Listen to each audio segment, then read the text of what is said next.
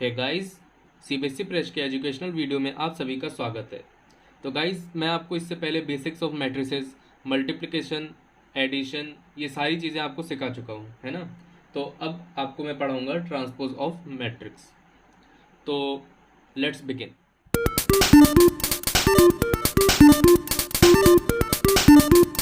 Transpose of matrix क्या होता है? ट्रांसपोज कुछ नहीं होता है, आपके जो जैसे कोई मैट्रिक्स दिया है ना, तो उसकी जो रोज़ हैं उसको आप कॉलम में चेंज कर दो। फॉर एग्जांपल, जैसे मैंने ये लिखा हुआ है, ये एक मैट्रिक्स है 3x2 का। तो इसमें अगर आप जो आपके रोज़ हैं उसको कॉलम में चेंज करेंगे, तो जैसे कि 5 और 7 एक रो है, तो इसको अगर कॉलम में चेंज किया तो ये कुछ ऐसा दिखेगा। 6 और 8 है, इसको अगर हम लोग चेंज करेंगे तो कैसा दिखेगा? ऐसा। इसको और 9 और 2 को अगर चेंज करेंगे तो कैसा दिखेगा? ऐसा। तो ये आपका ट्रांसपोज हो गया। और आपको इसमें दिख रहा हो कि इसका ऑर्डर भी इंटरचेंज हो जाता है ना। तो ये अब इसका सिंबल क्या होता है? ए डैश। ठीक है, ये तो हो गई ट्रांसपोज की बात। आपको अगर और मतलब एग्जांपल देखने की कैसे होता है ट्रांसपोज, तो मैं एक 3x3 का कोई भी एक रैंडम मैट्रिक्स ले लेता हूँ। ठीक है, तो ये एक मैट्रिक्स ले लिया है 3x3 का। तो अगर इसको हम लोग ट्रांसपोज करेंगे तो क्या होगा?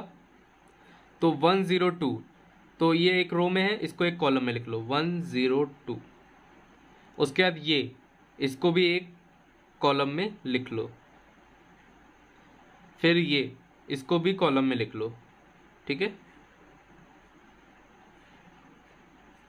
अब याद रखना, अगर जैसे कहीं कंफ्यूजन हो रहा है तुमको, तो नेमिंग तो जानते ही हो कि किसकी क्या पोजीशन होती है।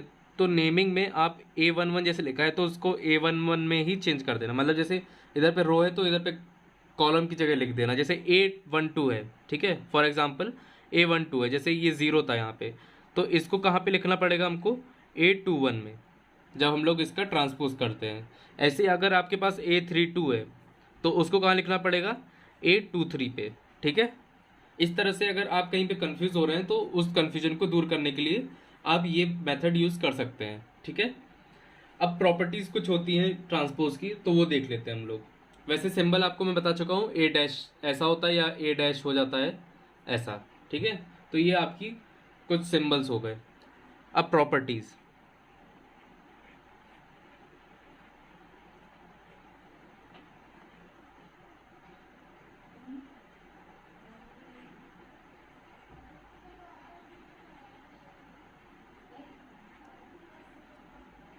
तो कुछ प्रॉपर्टीज़ अगर हम लोग देखें तो आपको कुछ इंटरेस्टिंग सा लगेगा, क्योंकि ये कुछ सेट वगैरह से हमको मतलब रिजेंबल करता है। तो जैसे कि आप अगर देखें, कोई ट्रांसपोज है, अगर आप ट्रांसपोज का भी ट्रांसपोज कर दें तो वो वापस वही मैट्रिक्स बन जाएगा।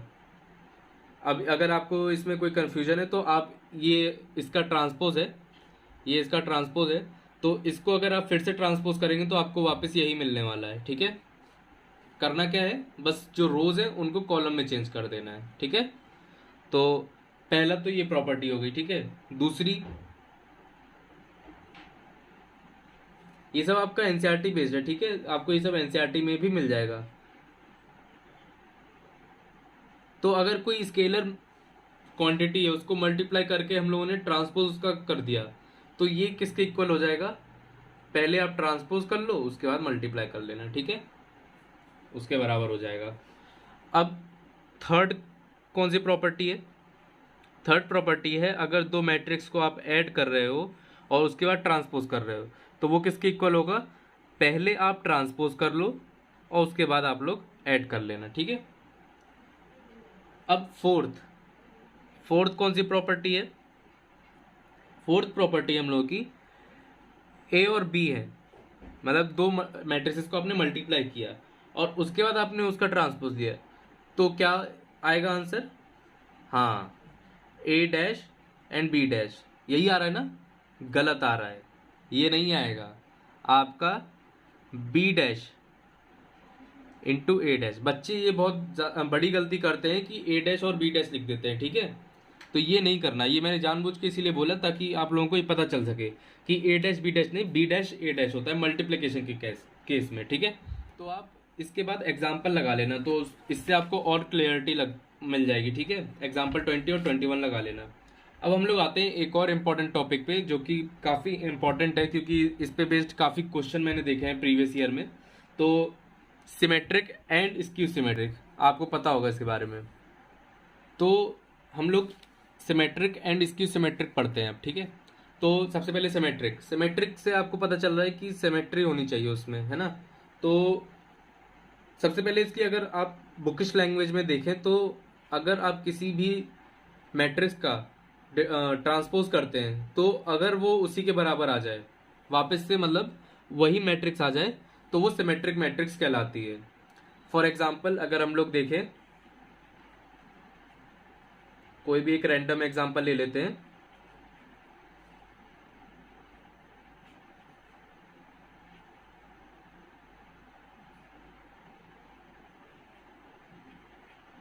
अब आप ये जो नंबर देख रहे हैं, ये जो मैट्रिक्स दिख रहे हैं, अगर इसको आप ट्रांसपोज करेंगे तो आपको एज इट इज ऐसा ही आपको ट्रांसपोज मिल जाएगा। ठीक है, वैसे अगर देखा जाए तो ये सिर्फ स्क्वायर मैट्रिक्स के लिए एप्लीकेबल है। ठीक है, क्योंकि ऑर्डर भी तो सेम रहना चाहिए।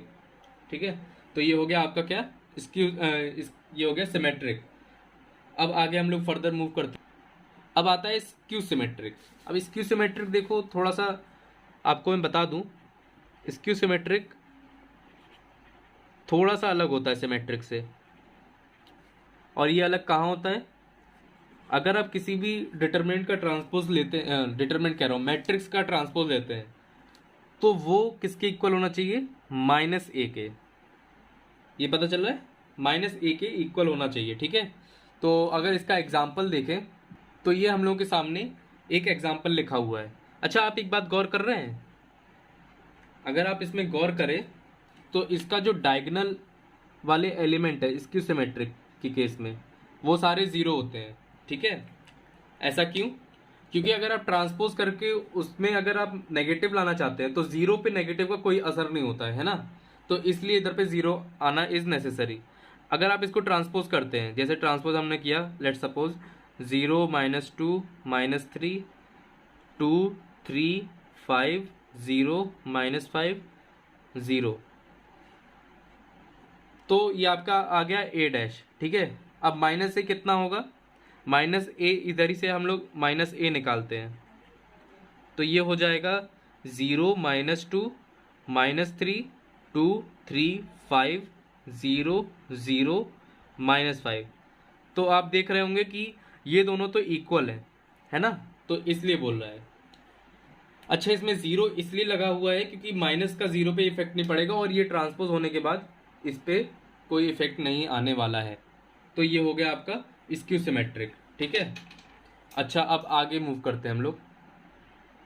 अच्छा, कुछ थ्योरम्स हैं इसमें एनसीईआरटी में, अगर आप देखें तो कोई भी, मतलब कोई भी मैट्रिक्स हो ए, और उसमें रियल एंट्रीज होनी चाहिए, मतलब उसके अंदर एलिमेंट्स जो हों वो रियल नंबर्स होने चाहिए।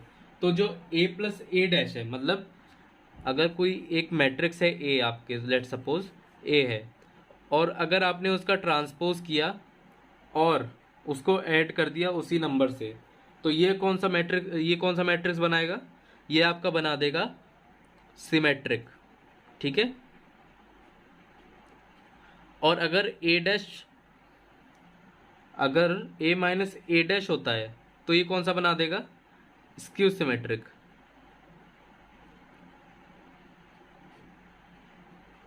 इसकी प्रूविंग आपको एनसीईआरटी में मिल जाएगी, तो वो देख लीजिएगा। ठीक है, अच्छा, किसी भी मैट्रिक्स को, मतलब किसी भी मैट्रिक्स को आप स्क्यू और मतलब सिमेट्रिक और स्क्यू सिमेट्रिक में तोड़ सकते हैं। जैसे ये ए है, इसको आप ऐसे भी लिख सकते हैं, a+a'/2 प्लस a-a'/2। तो ये आपका जो पार्ट होगा, ये इस मैट्रिक्स का सिमेट्रिक पार्ट होगा, और जो ये पार्ट होगा ये आपका होगा स्क्यू सिमेट्रिक। इस पे बेस्ड मैंने बहुत सारे क्वेश्चन देखे हैं, तो इसलिए पे अटेंशन। ठीक है, ये हो गया आपका स्क्यू सिमेट्रिक। अब हम लोग आगे फर्दर मूव करते हैं। तो ये आपका ट्रांसपोज और उसी पे बेस्ड सिमेट्रिक और स्क्यू सिमेट्रिक आपको मैंने बता दिया, ठीक है। अब इसके बाद आप एक्सरसाइज 3.3 लगा सकते हैं। इसका वीडियो मैं कल या परसों तक अपलोड कर दूंगा। और इसके बाद आपका बहुत इंपॉर्टेंट मतलब टॉपिक शुरू होने वाला है। आई थिंक इनवर्स निकालने का टॉपिक शुरू होने वाला है, एलिमेंट्री ऑपरेशंस, और उसके बाद इनवर्स आएगा, ठीक है। तो एलिमेंट्री ऑपरेशंस आपका बहुत इंपॉर्टेंट है, ये आपका मतलब डिटर्मिनेंट में भी आपके काम आएगा और इसमें भी काम आएगा। उसके बाद इन्वर्टेबल मैट्रिक्स पढ़ेंगे, वो तो बहुत ही ज़्यादा इंपॉर्टेंट है, और उसके दो मेथड होते हैं, एक डिटर्मिनेंट में हम लोग पढ़ेंगे और एक मैट्रिक्स में पढ़ेंगे, ठीक है। और उसके बाद हम लोग मिसलेनियस भी डिस्कस कर लेंगे एक्सरसाइज 3.4 लगाने के बाद, और फिर ये चैप्टर खत्म हो जाएगा, ठीक है। तो इस वीडियो को हम लोग यहीं पे रैप अप करते हैं। Make sure you like, subscribe and comment on my channel and share as much as you can. तो मिलते हैं नेक्स्ट वीडियो में।